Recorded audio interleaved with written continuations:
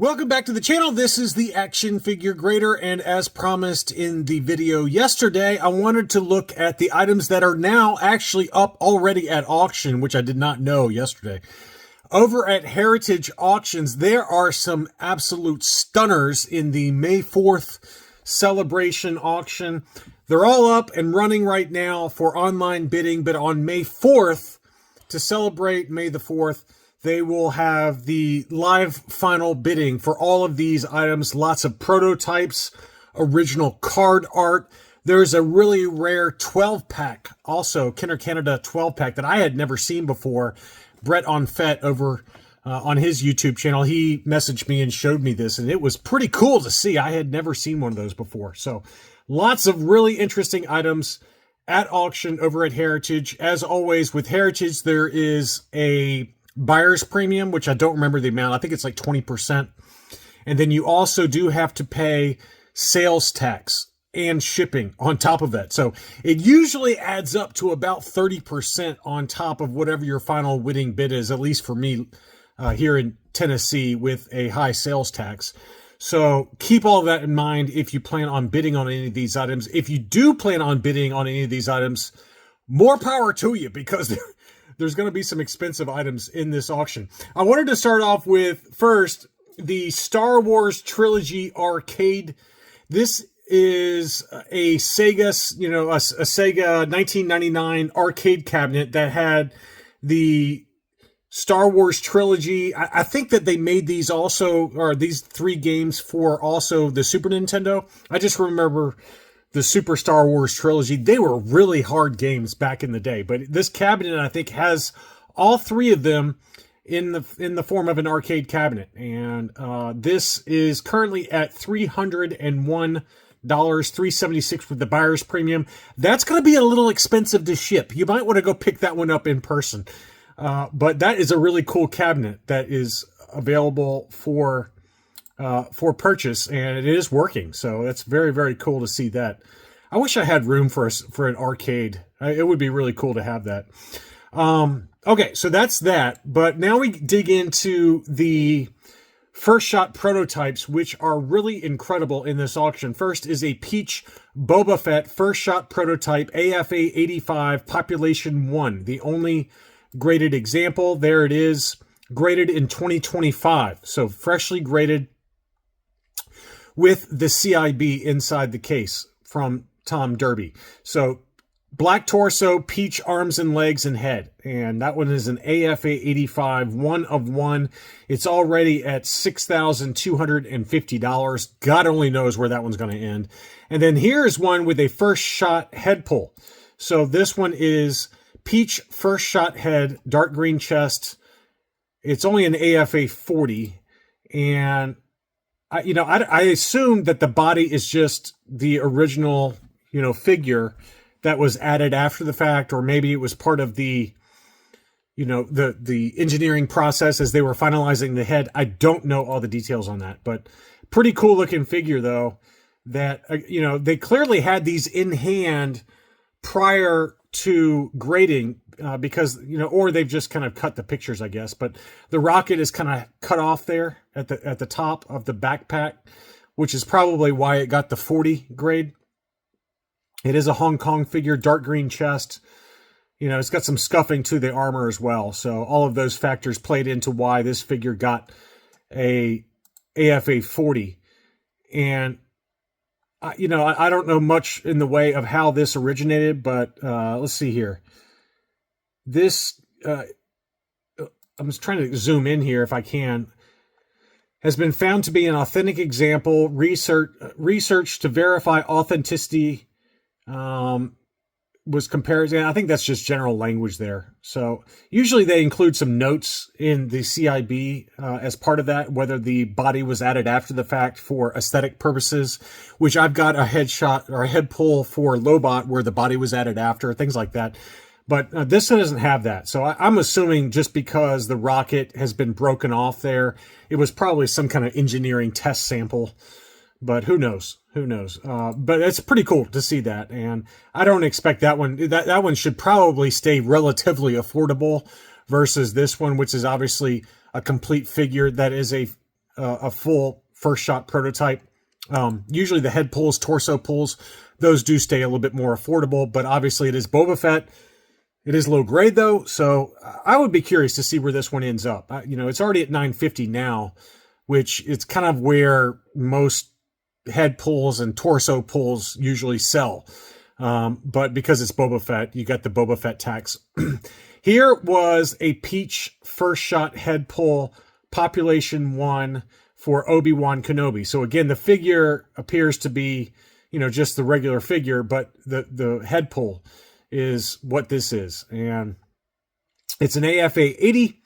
Again, it doesn't say whether the body was added after the fact or what the whole thing is about that. That one's only at $220. Again, I think that one, because it is Obi-Wan Kenobi, you can probably expect that to go for more than like what I paid for my Lobots.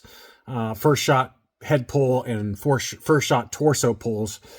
You can expect this one, because it's a first 12 figure, to go for way more than that. But anyway, just really cool items that you just don't see very often. And this one was graded in February of 2025. So clearly somebody had a bunch of these and they just submitted them to be graded, and then they're very quickly turning them around to be sold on Heritage.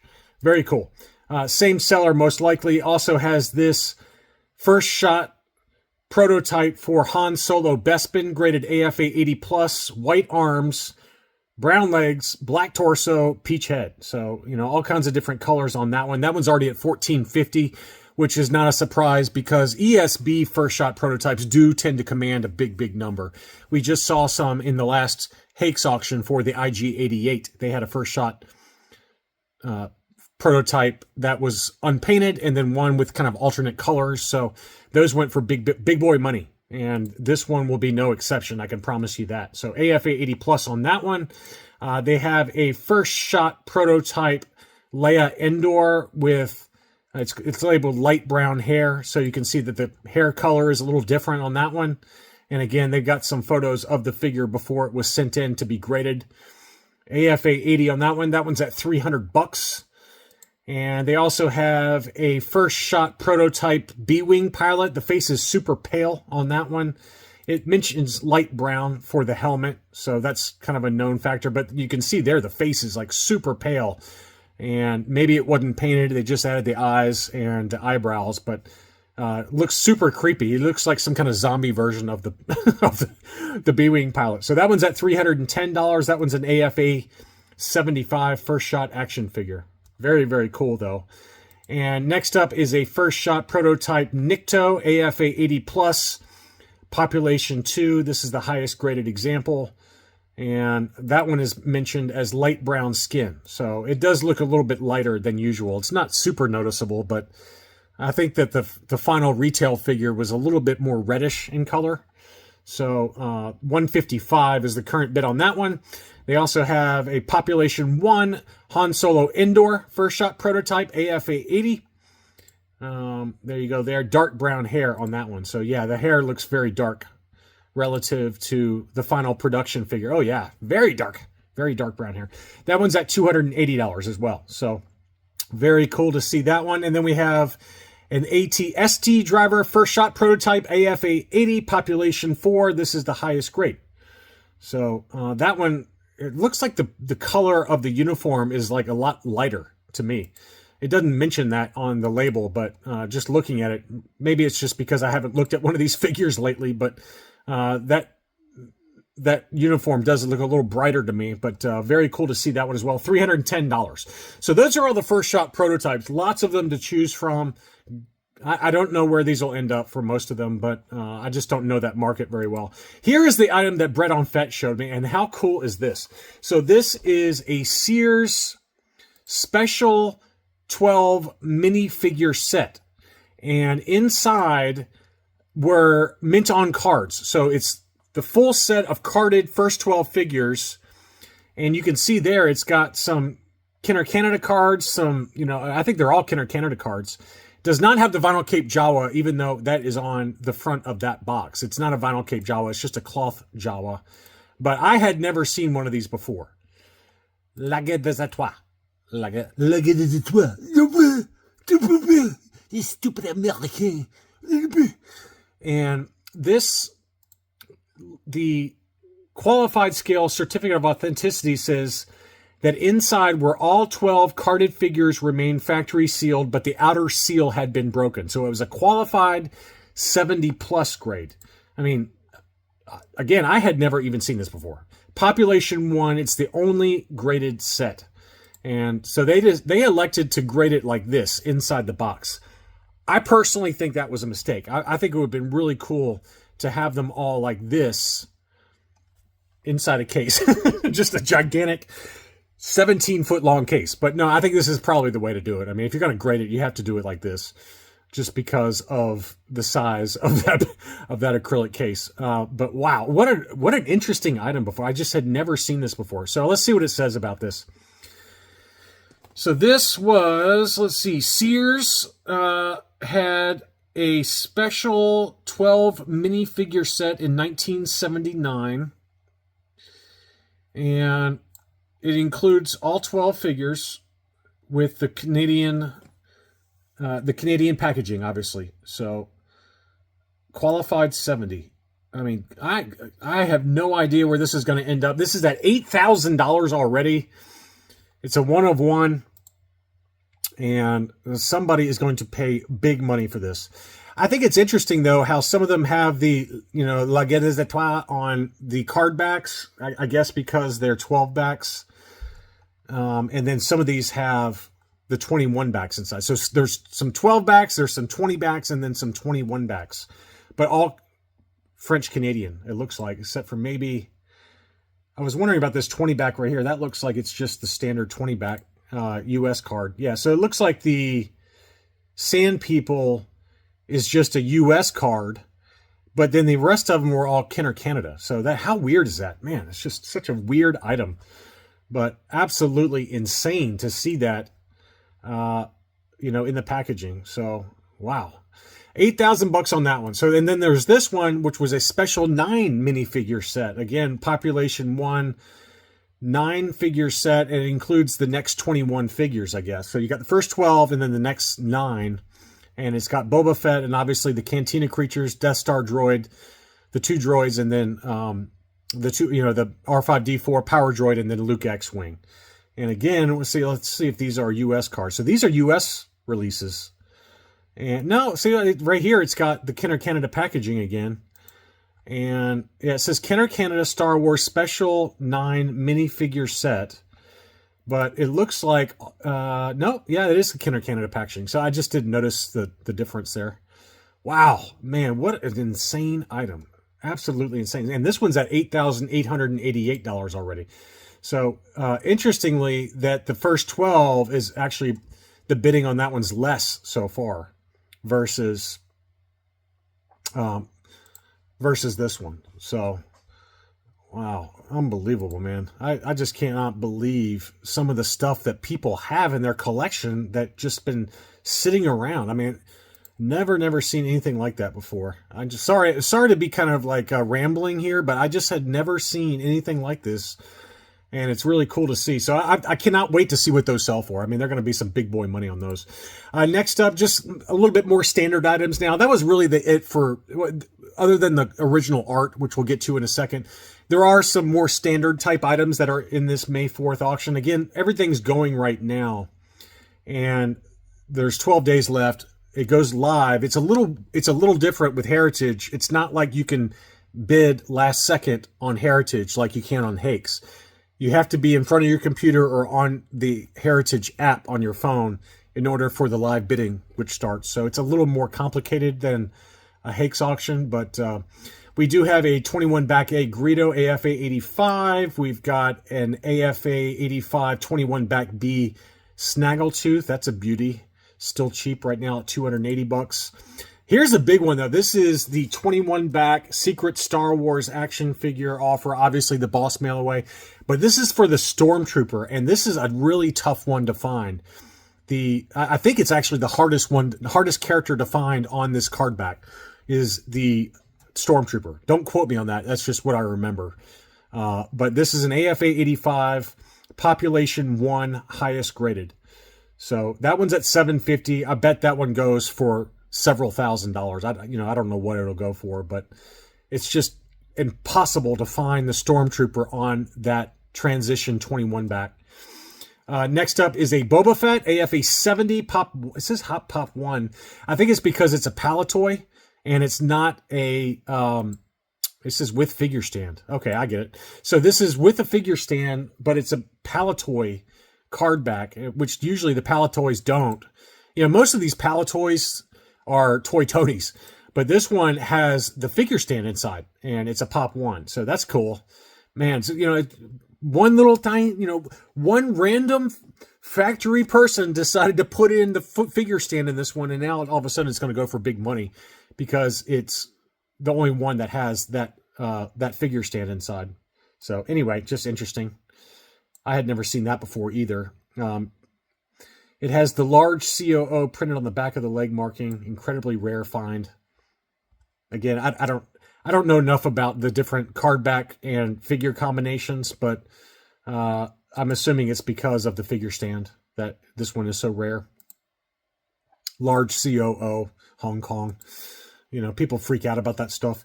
So that one is at $875. Next up, we've got some vehicles, a few vehicles before we dig into some of the other rare artwork. I didn't include everything, but you got the armored snow speeder in the pink packaging. We all know how expensive that is.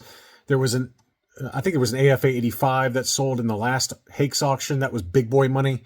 This one's an AFA 75, so it'll go for a little bit more of a reasonable price, but it's got that pink background, just like the one that sold for big money.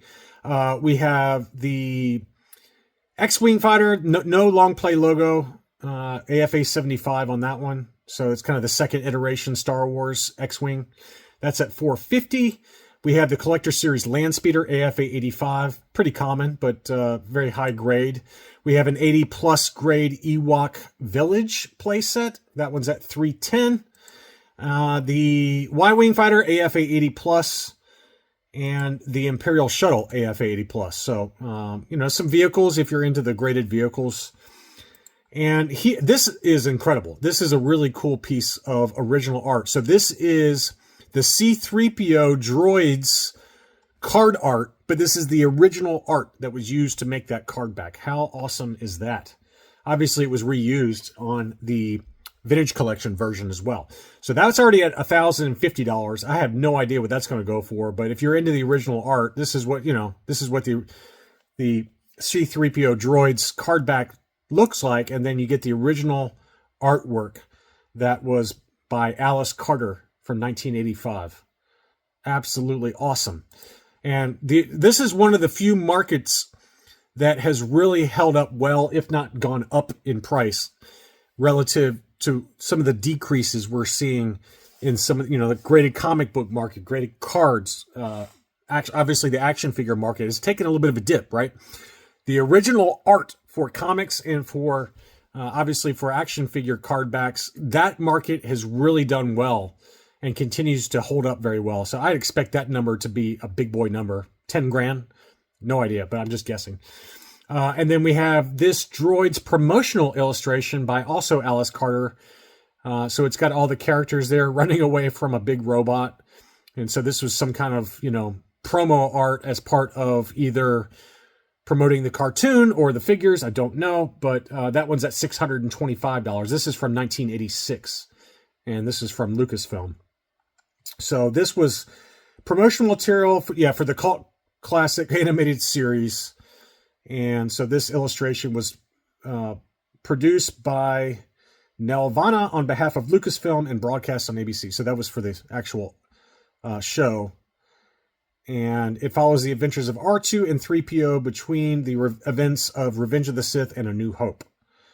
And so that's cool. So this one will probably, in my opinion, will not go for as much money as the original card art. I mean, this to me is big money, big money there. So we'll see where those two end up, but that's pretty cool. I love the colors on that one as well. And then last, I just have the Star Wars Plush Ewok set from 1983 to 84. And, you know, some of these smaller ones I had never even seen before. Some of them are still in kind of sealed baggies. So those are very pricey. We got Princess Kanisha, Wicket, and then Paplu. Which I think I had the Paplu. I think my brother had Wicket and I had Paplu. But some of these smaller ones I had never seen before or don't remember them. But that set is currently at $410. But anyway, this is a pretty amazing auction between the first shot prototypes, the original art, and then obviously maybe the more common items in high grade. I didn't include everything. You guys can go check it out for yourself on Heritage, but I have bid on items on Heritage, but I've just found that the bidding process can be a little cumbersome.